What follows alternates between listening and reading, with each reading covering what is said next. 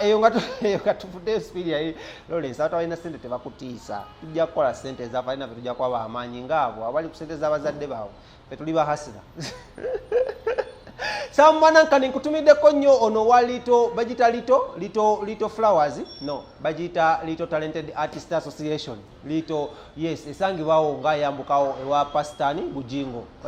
wa million agule empaliza million 2 kale Samanankani munange tukwebaza because yavudde nakola omukolo gwokusatu ukyanga tandikawo studio eno njuke studio eno yali project oba yali foundation ya Vassadzali mu State House okuyita mama nachobe kula muno kubayiriza abaana abato okubanga kolaki batandikawo music no bakolya audio mulungi mu sente entono ennyo era ngeno project erimu bannaffe okuli Sophie Nantongo okuli Dr. T mukimu juka nnyo yaliko bba w'omukyala amanyiddwa nga ani Feibe Nasolo nedda muganda Feibe Nasolo kino kyali ekirungi bakiyita Ndolens kigana afya ina mama wo mulwadde mu ddwaliro yani ani Betty Betty Mporogoma yes Betty Mporogoma Dr. T aliko gundi we era basemba kuba kayimba bombi newankubadde muno mune waliwo ekibeere kyakikwa kyakigenda maaso naye ng'etufuddeyo munange kunyumiza Kisamugagga ku mukolo guno ne yagambye olwokuba abantu bangi badde nga bamulwanisa ye yagambye okusinziira ku bye baamuwa kaveeyo asupporting young talent ate abalage munagenda kuba akola ebintu bino because ebintu bye baamuwa project eno yali ya billion 1.8 billion ne bamuwaako sente ezasooka obukadde 5 n'aggulawo studio n'agiequipinga n'agula ebyuma kati bamwongedde bukadde 5 n'agula ebyuma ebigenda okubanga bikola event so ina kavuluo ina simanya mbaga bagenda kubasa Samanankani akola Kisamugagga akola ki akutusako ebyuma bino so kubanga tabi supporting na dadala youngsters okitegede bagita Tomorrow Stars Foundation actually nya ndijukide Tomorrow Stars Foundation Samanankani no twamuguddeko ku mukolo gw'okubanga awa abaana bano ennyimba netugezako okugerako naye netumbuuza ku wechi watule cheche abaawo netumubuuza ku bya Buchaman nabo bawa sente z'okukulaakulanya ebitone by'abaana cheche abaawo nayo tuviira ku ntono era yebaziza nnyo abantu abamukkiririzaamu n'okulaba muno muvaayo mu supportinga mu mbuli ngeri yonenena ne mu ngeri ez'enjawulo okulaba muno abaako engeri gyagulira ja supportingamu okumanyi bya sente binnyumira Lawrence wangamba ngeri gyagulira Magala Eddiba engeri gya supportingamu abaana bano abato era nga yabakoledde audio mujjukire muno ogendayo wali audio bamukolera ku mutwalo gumu si Lawrence omutwalo gumu ogw'ensimbi ate nga jjukira studio nda bajja kusa emitwalo 10 emitwalo 5 emitwalo 6 kakadde baddadi Andre so genda ku Tomorrow Stars Foundation nawe otandikewo music bwova ku Tomorrow Stars Foundation wali ewakaliga kwata bukwasi kubo ojje ku King Montage Studios tukolere video eyakabi okitegede ku sente samu obere nga ate nawo kikola kyo okivimba mukanyakulagako omukolo guno nga gwabadde twayegedde ne Sophie Nantongo ne twogera ne Kaye abadde alright netwogera ne Kaye Wisdom netwogera ne Dr. T mumanyi bulungi nnyo Dr. T omuyimbi sigamba Dr. T amali ngamba Dr. T omuyimbi netwogera ne Samanankani ku mukolo guno gw'okubanga ate bakulaakulanya ebitole by'Abannayuganda ab'enjawulo so kamba kutuseeko bwe tukomawo tugende maaso namuli amala mangi nnyo tovaawo wano wennyini ku King Montage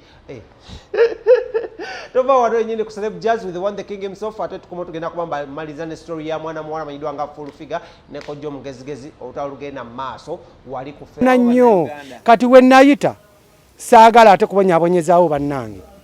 njagala ngenda okuva mu nsi muno nga nyina kyenkoze ku industry ya music era abali eyo mbakoola abayimbi mwenna studio eno ya bwereere ojja n'omutwalo gumu n'akafaananyi kamu ne fotokopi endagamuntu lwaki tukusaba fotokopi endagamuntu twagala kakasa nti oli munnayuganda omutuufu omukisa ogusooka gw'abayimbi bannayuganda bwe tunaamaliza abannayuganda obannyikiza ekira kyembadde nerabidde mwamirizira omukaye twakazimba sound proof endala studio nnya je sijja kubuulira bali mu kukola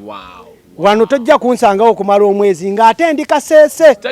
bwenve kaseese ate ngende eggulu bwenve eggulu ngende erira bwenve bwe tutyo kugamba abaana bano abava ewala aleme kujja wano kuba wano waliwo abavudde kaseese abavudde embala abavudde eggulu abavudde embaali twagala enebeere nti kyekitebe ekikulu nga bw'oli anti President Museveni w'omunoonya State House eri Nakasero oba Ntebe omutwalo guno gusasula lumu oba buli lwabazze omutwalo ogusasula lwozze era omutwalo ogwo tukolera oluyimba lumu twagala bwe mutu kusooke tumuwe chance ya luyimba lumu bwe tulaba nti abantu tubakendezezzaako tuddemu tubayite buli muntu tumukolera oluyimba olw'okumeka olw'okubiri kati tukola lumu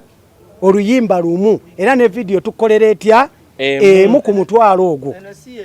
siye studio so kuva wa president we Kaguta Museveni era nga bagamba nti zabwere ne wayitawo omwezi nga gumu nga bagamba nti ate batanso tusasuza mugambe emyaka gyomazeewo emyaka gye mmaze wano eno studio ebadde okuva 2018 mu mwezi gw'omwenda ya bwerere bw'abaayo endala nga za ssente fene yaffe bagamengo biri sibyogerera ene yaffe ya bwerere omusajja ono yasooka kuwakana nze kennyini omukaye nze kennyini ne mugamba mwami Wisdom Kaye nze saamu mugagga n'atulika n'aseka ne mukyaza wano yagenda okutuuka wano ate yeye yanneetondera nga buli kye mugambye weekiri wano okiwulira bulungi wiino waali buli omu nga tumuwadde ekintu kise tetuli ku nyimba nakyo kisoboka kirimu sitaani Wisdom Kaye ngeri gyayimba gospel ngenda muwa akayimba kuno awuliriza nedda lindako mugambe nti omukisa guzze kasanze ku nsulo bajja kunyingiza mu studio ate muganda wo yali mu kintu nayimba bye sitali kodinze gwe lindako ndikodinga nja kubaleetera naye nze nga buli muntu yenna gwoba omanyi nti President Museveni yakuwa project n'otogikola kulwa muntu wa bulijjo ngenda kuyisaamu olugaju nze nkubuulire